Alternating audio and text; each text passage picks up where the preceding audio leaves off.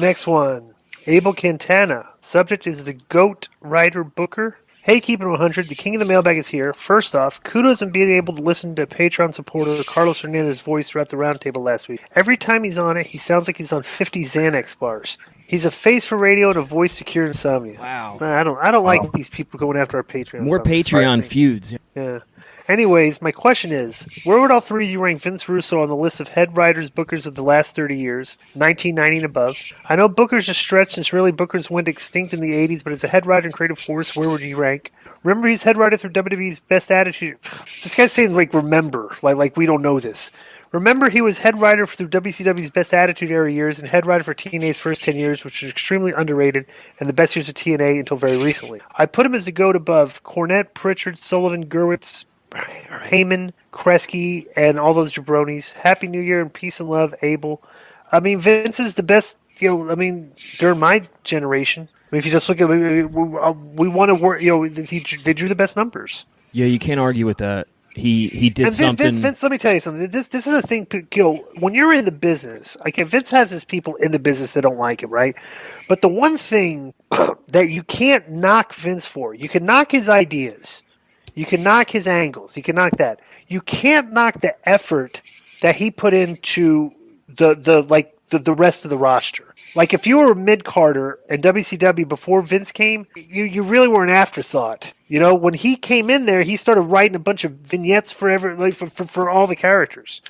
And it was like, so then that's an underrated thing about it. But people don't realize that. He does puts a lot of effort into booking to trying to get people over, like for effort. And I think that's one thing that he doesn't get enough credit for. And there was some guys there. Sorry to interrupt. There's some guys there that were never over, had been there 5 years or so, and nothing worked for them. And then Vince came in and did something with them. Bob Holly. Just trying everything. Bradshaw wasn't. Bradshaw was kind of off the radar, and then he put him with Farouk.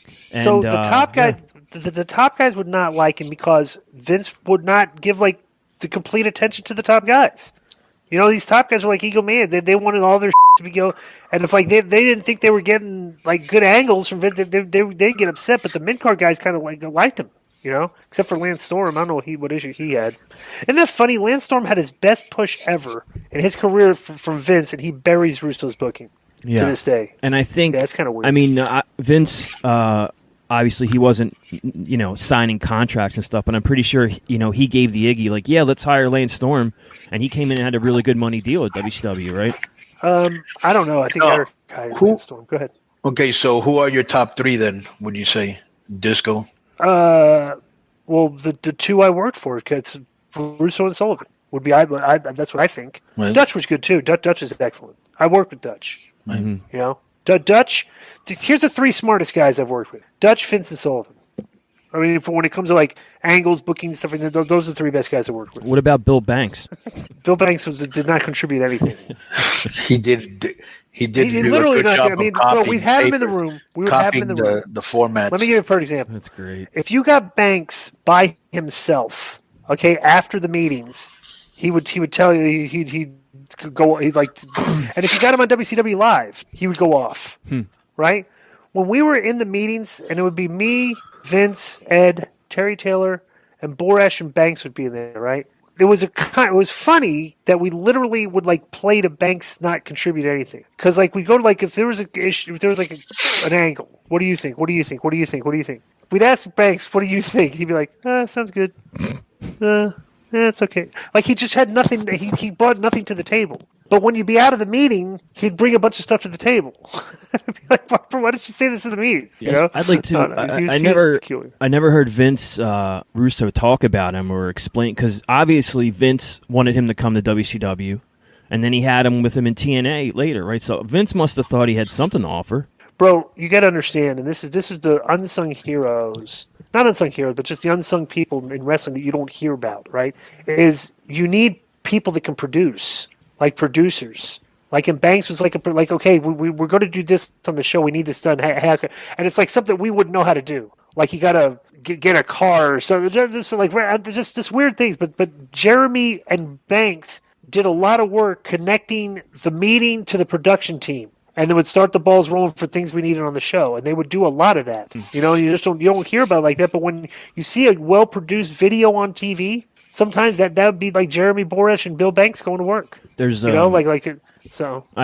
interesting because I never thought of it like that with wrestling. But every business, every company I've ever worked for, anywhere, you need utility guys that can do stuff like that can do everything or can put a hand in everything or whatever. Do things you can't do. Yeah, exactly. Like if I want to get a celebrity on the show, I don't even know that. Well, what do I do? Who do I call? It's like, Jeremy's got the hook. He knows who to call. Like, so that's what those guys would do, And then have ideas too, and they have some creative freedom when they do videos. And stuff. But Jeremy's a whole in a league by himself because Jeremy would go out before the match and he'd say, "Whoever makes the loudest noise is going to get a T-shirt, or whoever gets in front of the camera, you can come backstage."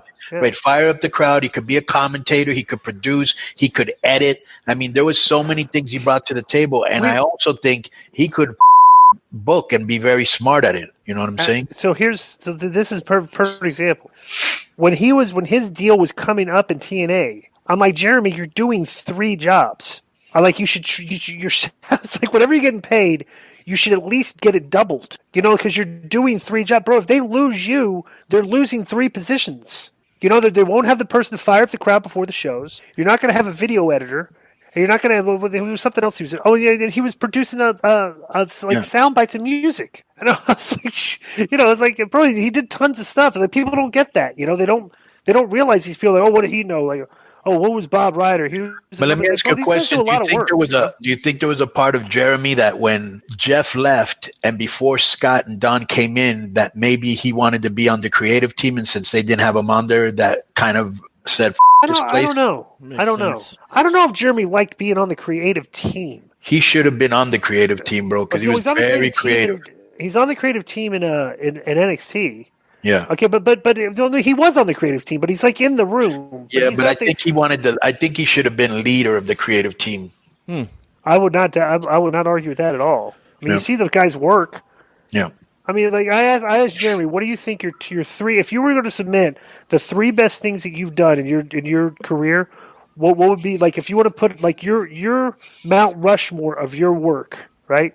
And he would say the Total Deletion 1, Final Deletion 1, the Final Deletion 2, whatever it was. What was it called? Total Deletion. Deletion or Deletion and Decay. Whatever those 2, and the package for the Great American Bash for the Cross Keith Lee package. For that match. Yeah. Did you ever see that, by the way? I think one? We played it. The Cross Keith Lee package. We played it on here, yeah. We did play it on here, right? Yeah. It's excellent. I think that's his best work. Could I also throw in there that some of his best work is Tinder Connoisseur or no? Ooh. Well, tremendous. Mark Madden always likes to reference when he talks about Jeremy Borash's his extensive library of gag reflex videos. Oh, geez. That's tremendous. That's right. Yeah. I kind of interrupted there with my Bill Banks crack, but Conan, the guy's question was, your favorite bookers or writers, and if Vince ranks up there for you. I wanted to make sure that he got his question answered. I think the smartest guy is kind of like what Disco has said, and I couldn't put him in any particular order, but I think whoever was involved in like the early WWE stuff, Vince, Patterson, maybe Pritchard, I'd have to put them as like above everybody. And then I definitely in there have to put in Antonio Pena for sure. I definitely have to put in Paul Heyman for sure. And I definitely put Vince Russo in there for sure because what he did in the Attitude Era, and even early TNA, which was very underrated because a lot of people didn't see it. Disco was part of that, was good shit. You know what I'm saying? What about Bischoff? Bischoff's not I don't look at him as like we've talked about this. He's the what's the word you want to use? Like showrunner. No, not the showrunner, because the showrunner does a lot of writing and stuff. Like Eric never did the writing, but Eric had like the big ideas.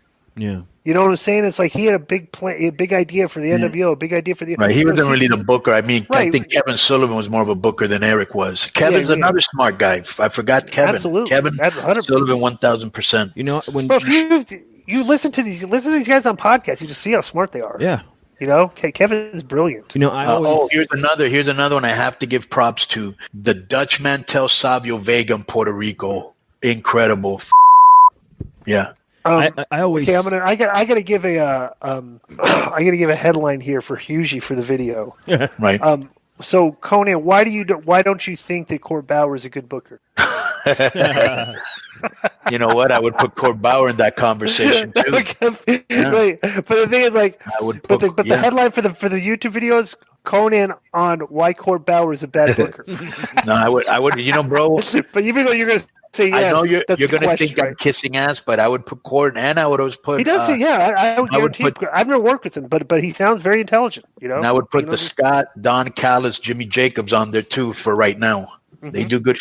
Just a lot of people. Yeah, honestly, in all the companies besides like AEW and WWE, right. It's pretty good. Running, right. Well, they have guys. The NWA is good. Yeah. Yeah, they got guys and good creative people there. You know, so that's the mailbag.